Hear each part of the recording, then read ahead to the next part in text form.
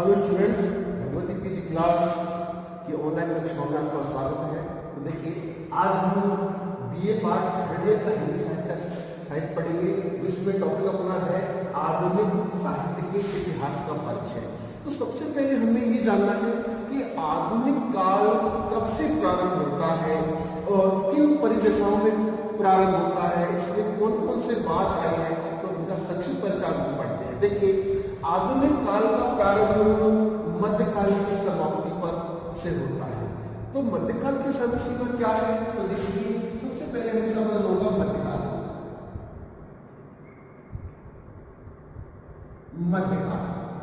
मध्यकाल जिसके दो भाग थे, पूर्व मध्यकाल और उत्तर मध्यकाल, और संपूर्ण मध्यकाल को यह माना गया कि संवत 1375 ध्यान दीजिए 1375 संवत से 1900 संवत तक जो कालखंड रहा था, संवत 1375 से 1900 संवत तक का जो कालखंड रहा था, उसे मध्यकाल कहा गया।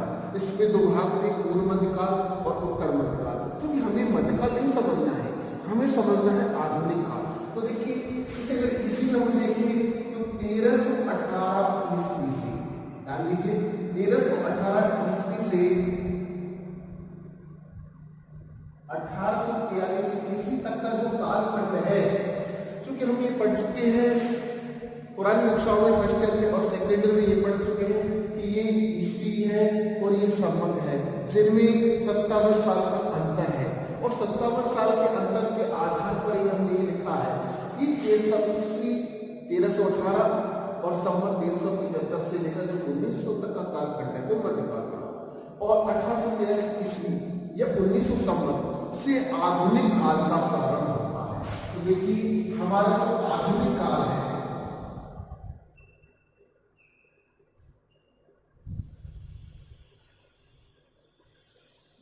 आधुनिक काल का प्रारंभ संवत 1900, कितना, इसको अगर हम संवत में लिखेंगे तो 1900 से, और ईस्वी में लिखते हैं तो 1843 ईस्वी में। अगर ईस्वी देखा जाए तो 1843 ईस्वी से प्रारंभ। अब बहुत से विद्वानों की धारणा ये थी कि ये 1843 से प्रारंभ नहीं हुआ। आधुनिक काल का प्रारंभ 1843 तो पहली धारणा वाले कवि जो थे, पहली धारणा के जो विचारक थे, उन्होंने बताया कि जब 1857 की क्रांति हुई तभी से ही आधुनिक काल का प्रारंभ माना गया। जबकि कुछ विद्वान ये मानते हैं कि 1843 जो है वो ठीक है, लेकिन एक संख्यात्मक रूप में नहीं कहा जा सकता कि एक निश्चित तारीख के रूप में, इसको लगभग में देखा जाए तो 1850 से आधुनिक काल का प्रारंभ माना जा सकता। हालांकि तीनों तारीखें सही है, लेकिन फिर भी अगर देखा जाए तो हमें बिल्कुल एक्यूरेट नहीं चाहिए।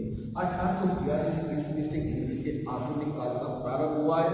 और आधुनिक काल के प्रारंभ होने पर कौन कौन सी धाराएं, कौन कौन सी प्रवृत्तियां यहाँ पर चली है, ये हमें समझना है। तो देखिए,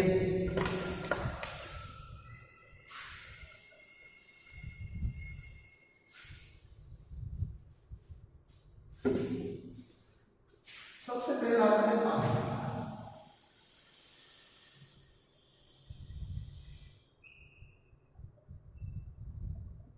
और आधुनिक काल में सबसे पहला काल है वो भारतीय काल है।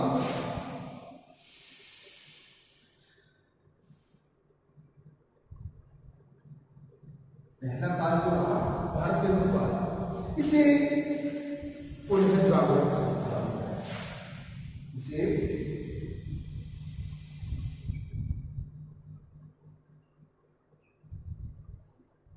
इसे पुनः जागरण काल भी कहा जाता है। इसकी समय सीमा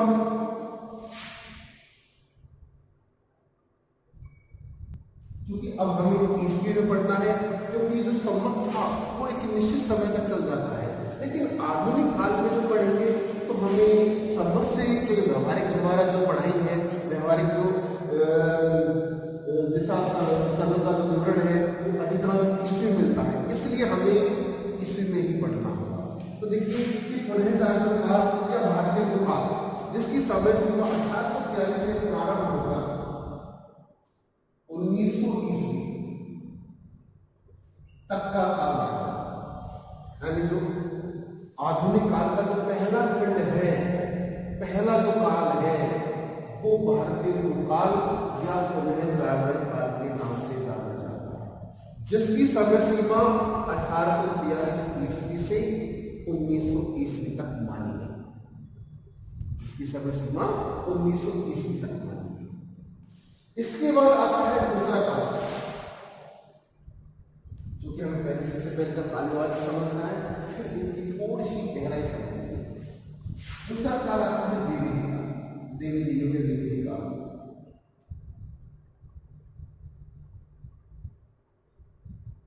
इसे जागरण सुधार काल कहा गया।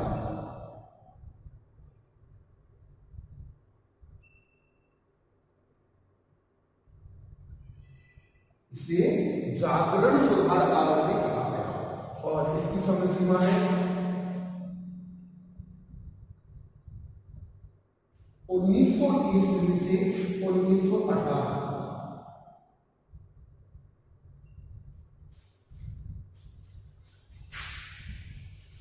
द्विवेदी काल या द्विवेदी युग, जागरण सुधार काल, इसे 1900 ईस्वी से 1918 ईस्वी तक का इसका कालखंड है।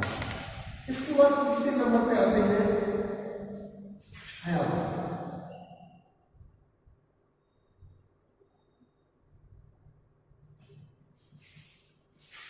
छायावाद, स्वच्छतावाद, रहस्यवाद, ये अन्य नामों से भी जाना जाता है, लेकिन मुख्य रूप से जो प्रसिद्ध नाम है वो छायावाद है, जिसकी समय सीमा है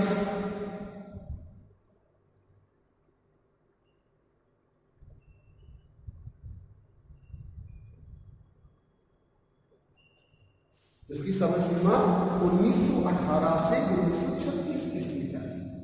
इसके बाद चौथा खंड आता है अपना छायावाद के बाद प्रगतिवाद,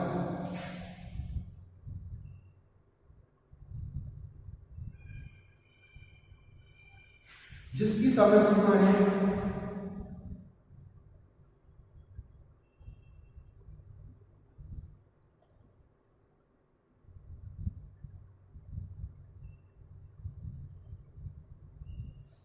1936 से 1943 ईस्वी तक।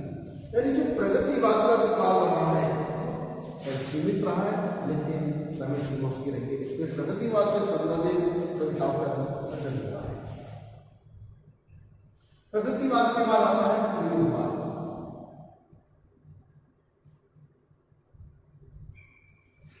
जिसकी समय सीमा है 1943 से 1951।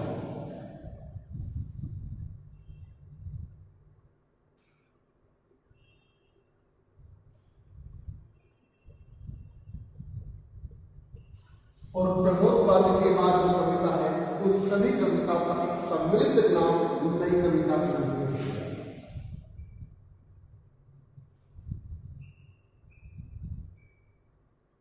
नई कविता, जिसकी समय सीमा 1951 में प्रारंभ हुई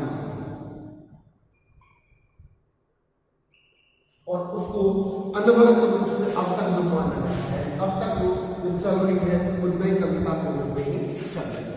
तो देखिए कि हमारे हिंदी साहित्य के जो आधुनिक काल है, पद्य जो साहित्य है, मैं पद्य साहित्य की बात कर रहा हूँ। पद्य साहित्य का जो काल विभाजन है वो इन्हीं 6 खंडों के रूप में विभक्त किया गया है। सबसे पहला है भारतीय काल, द्विवेदी काल, छायावाद, प्रगतिवाद, प्रयोगवाद और नई कविता।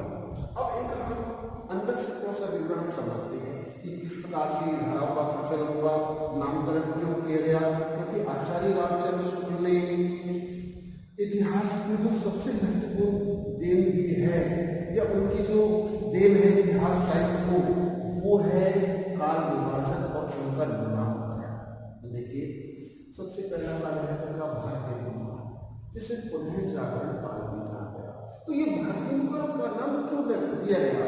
क्योंकि इस युग में जो भारतीय को हरिश्चंद्र जी थे, उनकी रचनाओं के कारण, उनके साहित्यिक योगदान के कारण इस युग का नाम ही भारतीय काल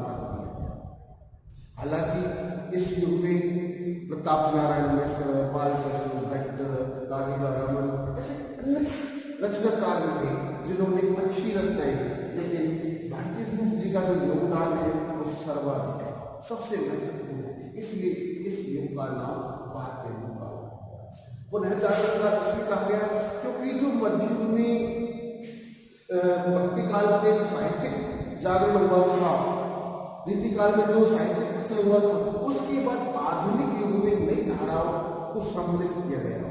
रीति काल में जब आम जनता की समस्या को कवियों ने, रचनाकारों ने अपने साहित्यिक रचनाओं में पेश करना बंद कर दिया था, उनका ध्यान सरकार पर चला गया था। राज दरबार में जो दरबारी कवि थे, उन दरबारी कवियों ने केवल अपने आश्रयदाता को प्रसन्न करने का उद्देश्य बना लिया था। उन कवियों ने अपने पूर्व के जो उद्देश्य थे या जो चली आ रही परंपरा थी, उसको छोड़ करके आम जीवन का चित्रण प्रारंभ कर दिया था। इसलिए इस युग को पुनः जागरण काल के नाम से भी जाना जाता है। क्योंकि इस काल की प्रमुख प्रवृत्ति अगर हम देखा जाए संक्षिप्त रूप में, तो राष्ट्रीयता की भावना, प्रकृति चित्रण, गरीबी व दीनता का चित्रण, ऐसे प्रमुख बिंदुओं को समझ किया। उसके बाद आता है द्विवेदी काल। द्विवेदी काल का नामकरण महावीर प्रसाद द्विवेदी जी के नाम पर किया गया। इस युग का नामकरण महावीर प्रसाद द्विवेदी। महावीर प्रसाद द्विवेदी का हिंदी साहित्य के विकास में, हिंदी भाषा के सुधार में सबसे ज्यादा योगदान रहा। ये सरस्वती पत्रिका के संपादक रहे थे। ध्यान दीजिए, ये सरस्वती पत्रिका के संपादक रहे थे और इन्होंने अपनी पत्रिका के माध्यम से, अपनी रचनाओं के माध्यम से लोगों को हिंदी में लिखने के लिए प्रेरित किया। इन्होंने ब्रज भाषा के स्थान पर काव्य की भाषा को ब्रज भाषा के स्थान पर खड़ी बोली हिंदी को बनाने की चेष्टा की और अपने लेखों के माध्यम से कवियों को प्रेरित किया और प्रभावित भी किया। इसलिए इस काल का नाम द्विवेदी काल कहा गया। और द्विवेदी जी ने साहित्यिक भावना को जगाया, जो जाग चुके थे उसमें सुधार प्रारंभ कर दिया, भाषा में सुधार किए। जो भाषा की कमियां थी उनको सुधारने के लिए महत्वपूर्ण योगदान दिया। इस कारण इस युग का नाम द्विवेदी काल का है। तीसरा काल छायावाद। जब 1918 से 1918 तक का जो कालखंड था, उसमें भाषा में सुधार हुए, हिंदी लिखने के लिए प्रेरित, खड़ी बोली हिंदी लिखने के लिए प्रेरित किए गए। तो उसके बाद छायावाद का, छायावाद मुकुटधर पांडे की रचनाएं, कविताओं से प्रारंभ हुआ और इसके प्रमुख कवियों में पंत सुमित्रानंद पंत, जयशंकर प्रसाद, महादेव वर्मा और सूर्यकांत पाटिल बराला, इन चार कवियों की रचनाओं को प्रमुख रूप से सम्मिलित किया। इसमें रहस्यवाद से संबंधित, आत्मा परमात्मा से संबंधित ऐसी भावनाओं को प्रस्तुत किया गया, जिसलिए इस युग का नाम छायावाद है। हालांकि कवियों ने सुचिंतावाद, इस युग में राष्ट्रीयता से संबंधित कविताओं की रचना की गई, प्रकृति चित्रण का वर्णन किया गया, देश प्रेम की भावना को प्रस्तुत किया गया। ऐसे बहुत सारी, लेकिन प्रमुख रूप से रहस्यवाद को, आत्मा को, प्रकृति को, इस प्रकार की रचना का वर्णन करने का इस युग का नाम छायावाद है। अगला आता है प्रगतिवाद। जब कवियों ने देखा कि समाज में शोषण हो रहा है, दो वर्ग हो चुके हैं, पूंजीपति वर्ग और निम्न वर्ग, ये दोनों एक दूसरे के प्रतिरोधी के रूप में नजर आ रहे। मध्यम वर्ग है बिल्कुल भागीदारी नहीं निभा रहा है, या मध्यम वर्ग शांत है। शोषित वर्ग, जो गरीब वर्ग है, वो शोषित हो रहा है, और जो धनाढ्य वर्ग है वो अपने आप में, धनाढ्य वर्ग है वो अपने आप में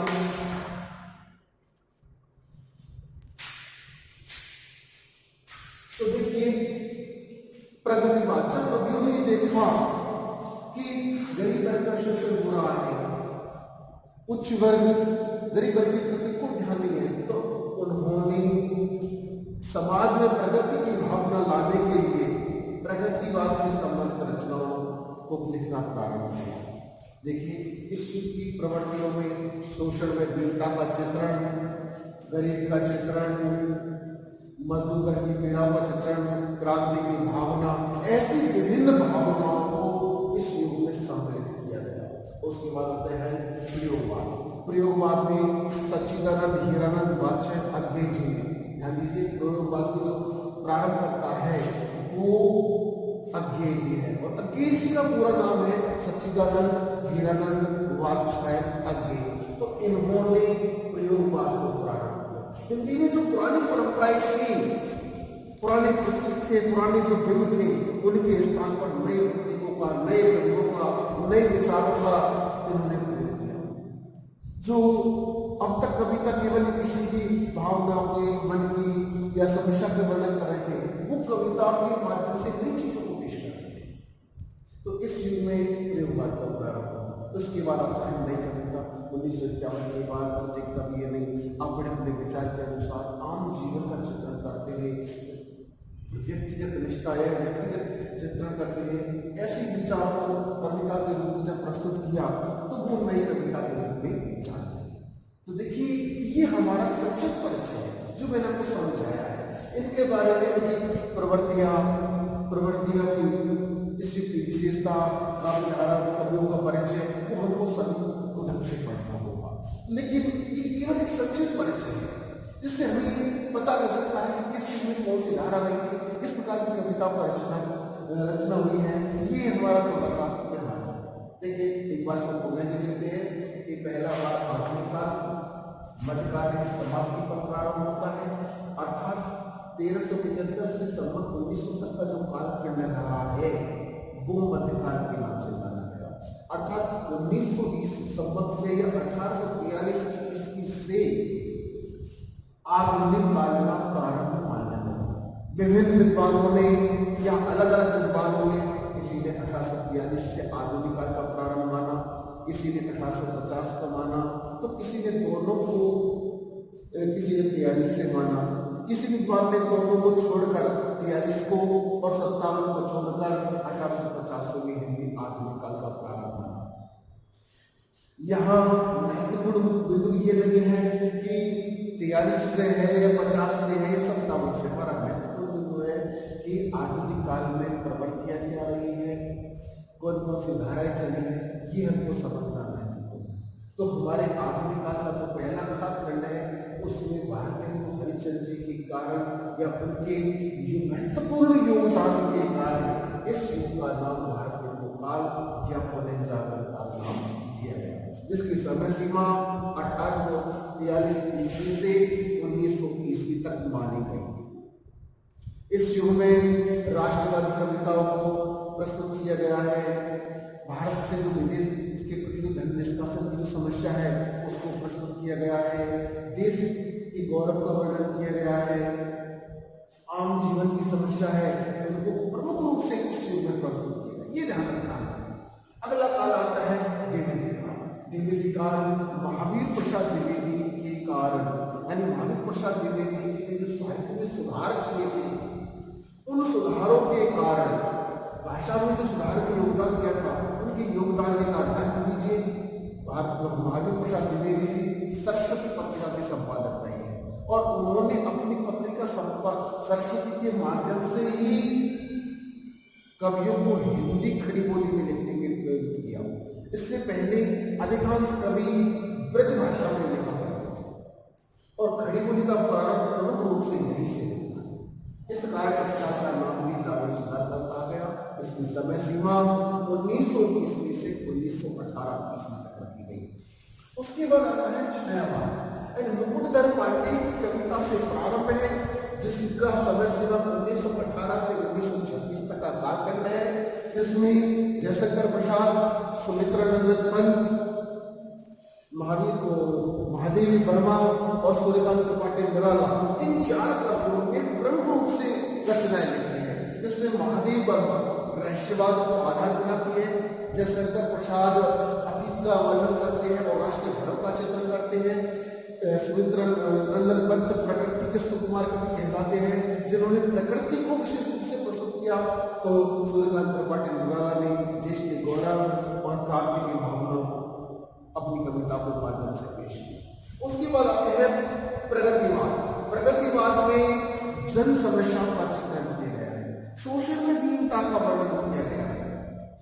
क्रांति की भावना का समर्थन किया गया है, विद्रोह को पैदा करने की बात की गई है। यहाँ शोषण व दीनता का चित्रण करते हैं। कवि कहते हैं कि स्वामियों को मिलता दूध और वस्त्र भूखे बालक अपलाते हैं, माँ की छाती से चिपक ठिठुर जाड़े की रात बताती। यानी जब कवि ने देखा कि जो धनिक वर्ग है, उच्च वर्ग है, उनके पशुओं को भी तो दूध और कपड़े मिल रहे हैं, और जो गरीब वर्ग है, मजदूर वर्ग है या कमजोर है, उसके बालक अपने भोजन प्राप्त नहीं कर सकते, सर्दी में उनके पास पर्याप्त कपड़े नहीं है। तो ऐसी भावना को देखकर तो कभी हृदय जागृत हो गया और कभी द्रवित होकर, क्योंकि कवि के बारे में कहा गया है कि वियोगी होगा पहला कवि, आहा से उपजा हुआ गान, उमड़ आंखों से चुपचाप, वही होगी कविता जान। तो कवि वही लिखता है जो उसका हृदय महसूस करता है और वो पेश करना चाहता है। दुनिया तो जो देखते हैं वो देखते हैं, कभी भी यही लिखता है, देखता है, लेकिन कभी यह भी चाहता है कि उसको होना कैसा चाहिए। यही साहित्य का लक्ष्य होता है। तो कवियों ने जब देखा कि जब व्यक्ति दुखी है, कवि के बारे में कहा गया कि कभी कुछ ऐसी तान सुनाओ जिससे उथल पुथल मच जाए, विद्रोह की भावना का समर्थन करना। कवि चाहता है कि ऐसी कविता पेश करें, लोगों में ऐसी भावना प्रस्तुत करें कि जो समाज की रूढ़िवादी व्यवस्था है उनका विरोध है। तो प्रगतिवाद में इस प्रकार की कविता को सम्मिलित किया गया। अगला होता है प्रयोगवाद की जो कवि है, इस धारा के जो कवि थे, उन कवियों ने इस युग में नई चलन, नई रूप, नई बिंब, नए भाव, नए विषयों को आधार बना करके प्रयोग करना चाहते हैं। नई कवियों ने प्रयोग करना चाहते हैं। तो इस प्रकार की नई कवि इन्होंने तार सप्तक के माध्यम से, सच्चिदानंद हीरानंद बादशाह जी ने तार सप्तक के माध्यम से प्रयोगवाद को प्रस्तुत किया है। यानी 7 कवि मिलकर एक नई नई प्रकार की रचना करने लगे थे। तो उसको मैं के बारे में अभी बताऊंगा। तो उन्होंने प्रारंभ किया और नई कविता के रूप में, यानी हर कवि अपने हिसाब से जो देखता है, जो महसूस करता है, उसका वर्णन किया। देखिए यहाँ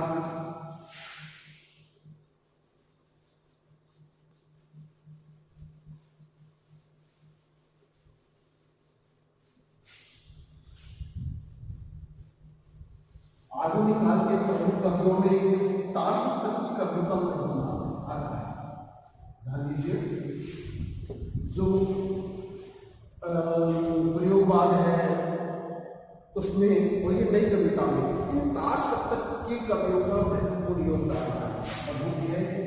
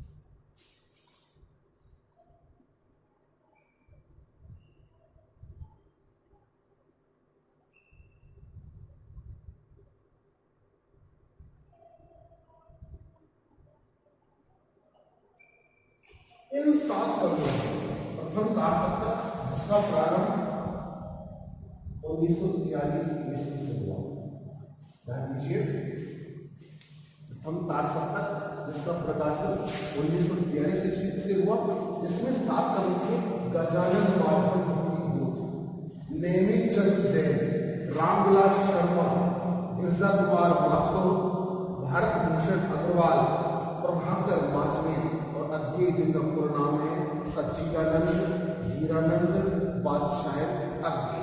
इन 7 कवियों ने प्रयोगवाद में नई कविताओं का प्रयोग किया, नई नई तकनीकों का प्रयोग किया, नए नए विषयों को समझ किया। इस प्रकार ये हमारा आधुनिक काल है। ये आधुनिक काल का संक्षिप्त परिचय, आज हमको इतिहास का परिचय पढ़ा है, इनकी डिटेल्स, इनका विवरण हम आगे पढ़ेंगे। धन्यवाद।